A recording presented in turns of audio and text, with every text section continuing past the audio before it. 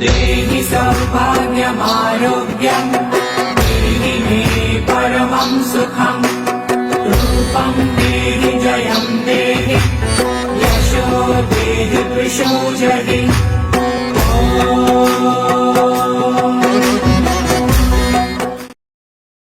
নমস্কার বন্ধুরা, তোমরা সবাই কেমন আছো? আমি খুব ভালো আছি। চলে এসেছি তোমাদের সাথে একটা নতুন ভিডিও নিয়ে, মায়ের কৌশিকী অমাবস্যার পুজোর ভিডিও নিয়ে, যেটা দেখার জন্য তোমরা এত দিন অপেক্ষা করে রয়েছো। আর আমিও সত্যি বলতে পুরো একটা বছর অপেক্ষা করেছিলাম এই মায়ের জন্য। তো চলো, এই দিনটা চলেই এলো। তো আজকে হচ্ছে কৌশিকী অমাবস্যা আগের দিন।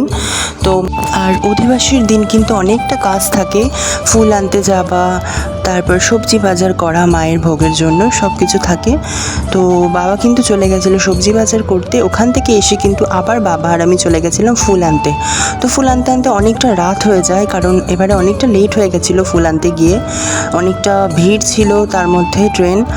তো যাই হোক, ফুল এনে কিন্তু মাকে অধিবাসের সাজে সুন্দর করে সাজিয়ে দিই। দেখো কি সুন্দর লাগছে না মাকে দেখতে। তো অধিবাস কিন্তু হবে, অধিবাসের জন্য 3 জন লাগে, আমার মা, মাসি আর নিচে একটা দিদি আছে উনি। আর দেখো মাসিরা কিন্তু চলে এসেছিলো। মাসিরা অনেকটা লেট এসেছিলো, 11টা বেজে গেছিলো রাত্রে। তো রাত্রির 11টা যখন অধিবাস শুরু হবে তখন কিন্তু কারেন্ট চলে যায়। তো যাই হোক, প্রদীপের আলোয়, মোমবাতির আলোয় আর সব ফ্ল্যাশ জ্বালিয়ে মোবাইলের মায়ের অধিবাস সম্পূর্ণ করলাম। তো সবাই মিলে মাকে বরণ করলাম, মাকে মিষ্টিমুখ করলাম। তো তারপরে যেগুলো নিয়ম থাকে অধিবাসে সেগুলো করলাম। আর তার থেকেও বড় কথা হচ্ছে, এবারে যেহেতু নতুন মা আমাদের বাড়িতে প্রতিষ্ঠা হলো, তো সেটাই হচ্ছে বড় কথা। মানে অনেকটা অপেক্ষা ছিল যে কবে মা আসবে, কবে মা আসবে। তো মা আসার জন্য অনেকটা দিন আমরা অপেক্ষা করেছি, মায়ের বেদি করা। তো তোমরা পরের ভিডিওতে দেখতে পাবে মা যেখানে বসে আছে সেটা হচ্ছে একটা বেদি করেছি নতুন।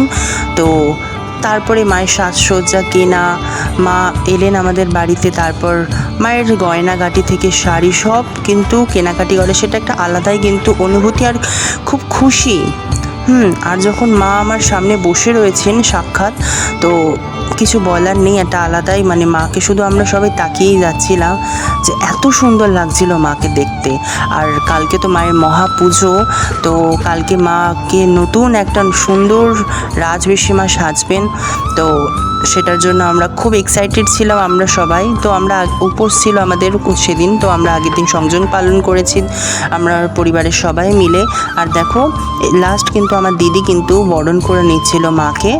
বরণ করে নেওয়ার পর দেখো মায়ের এই চরণটা, যেটা তোমাদের আগেও আমি ভিডিওতে দেখিয়েছি, এটা কিন্তু আমি নিয়ে এসেছি তারাপীঠ থেকে। এবারে মায়ের চরণটা তোমরা কমেন্টে জানিও মায়ের চরণটাও কীরকম লেগেছে তোমাদের।